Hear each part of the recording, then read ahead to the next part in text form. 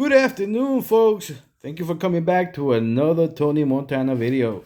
Here's a thought for you. The conversation I know people have had in the past, and I'm just going to go over, give my 2 cents about this.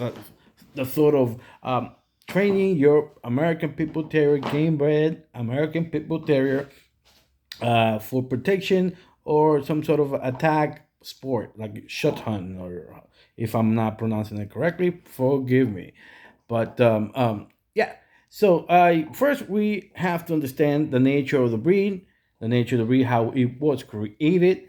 Basically, the breed was created. The natural people friendly tendencies that this breed shows for the most part was indirectly created, or was indirectly a result of what they were training them for, or rather what they were breeding them for. They were breeding them for, like, when this breed was created, they were breed them with the intent of dog fighting, and in these type of events, they refine them to get the best dogs. But at the same time, this refining gave some results like specific coloration, specific look to the breed, and also how they felt about people. These dogs have been known to be friendly, and I would say just indirectly, because in these dog matches, and part of the rules, there's three people in the area, or the pit, or the box, whichever term you want to mention or reference for this historical conversation. Where so when this was happening, as I said, there were three people. Two of those people were unknown, more than likely unknown to the dog, which is the referee and the opponent's human, were two individuals that the dog did not know, and they were in close proximity in an aggressive moment. All right, so. And also, if you add another person, could be a vet, or someone acting as a vet that was there to heal the dog up or heal the dogs. They also could have been somebody they hired, third party they hired for this purpose.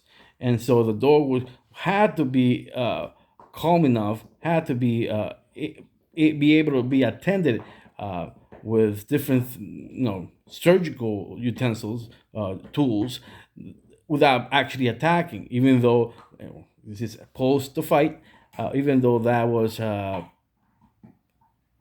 something that it just happened after, happened after something so violent as a dog fight. It could be very violent. So anyway, again, this is all historical terms, and we're talking about history to get to where we are today. So once again, so these animals became human friendly as just naturally, because of everything else that I just mentioned. Now, you forcing some sort of aggression into the dog could happen. Some dogs would not take to it. They will just not be keen to attacking. They'll be like, they will have to be literally find, something that will have to be. I don't know what could. I'm not an expert in that. I was just going to about to imagine what you had to do to get them to do that, but I'm not going to go there. Otherwise, I'm going in a tangent.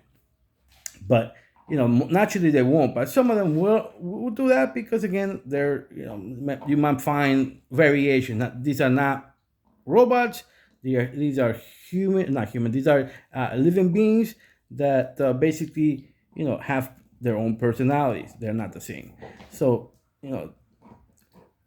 but now bringing it forward, bringing it to the 2021. Now you have people, all kinds of people that own this breed, with all kinds of personalities, and these dogs are living in the living rooms across the country, and sleeping on sofas across the they just.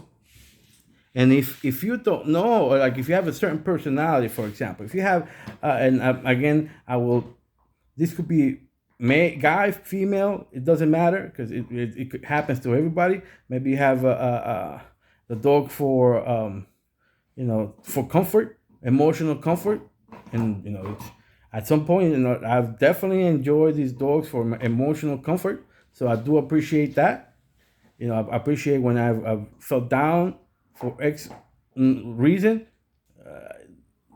They've definitely helped me out. So, I'm a guy, so it could be a guy, it could be a girl, but there's other people that have personality that really is kind of like a jumpy personality. Let's call them a jumpy personality.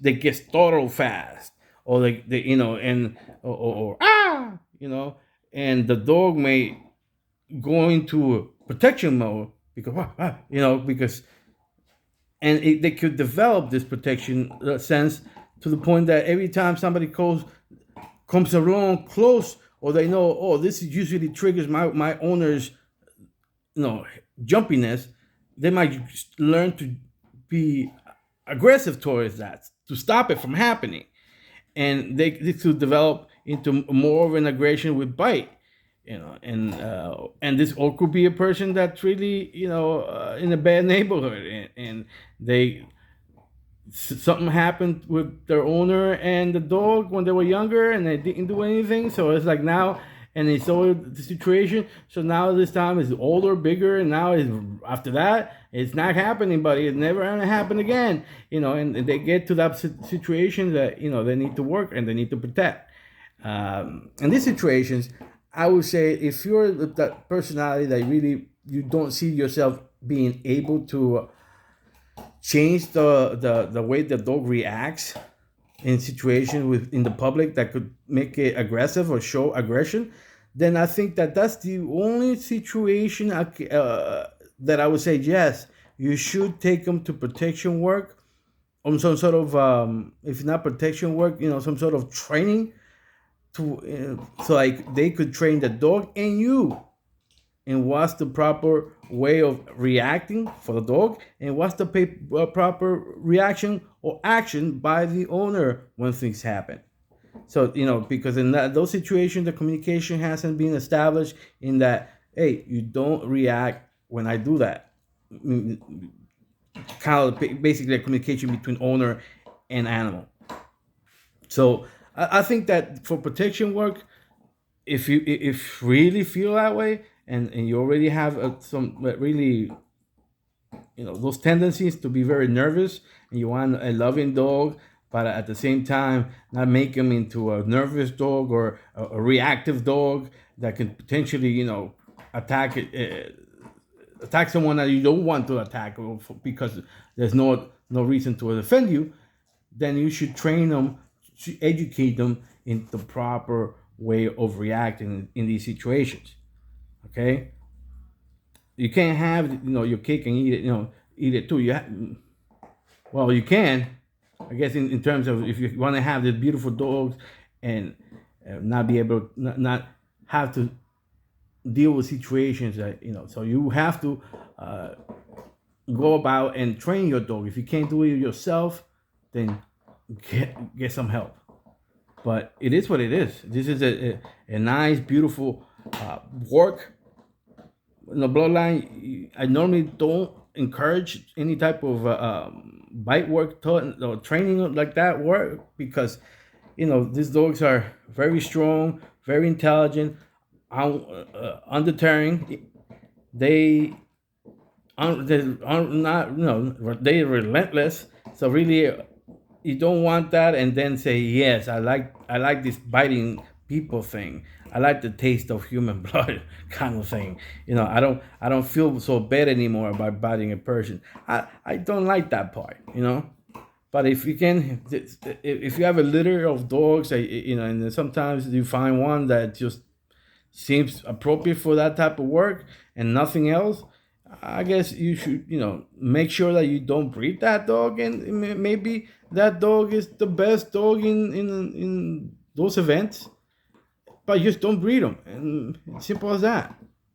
Just enjoy what that particular dog gave for that particular event or that particular sport, and then go on with your life. Anyway, This is Tony Montana. Until next time.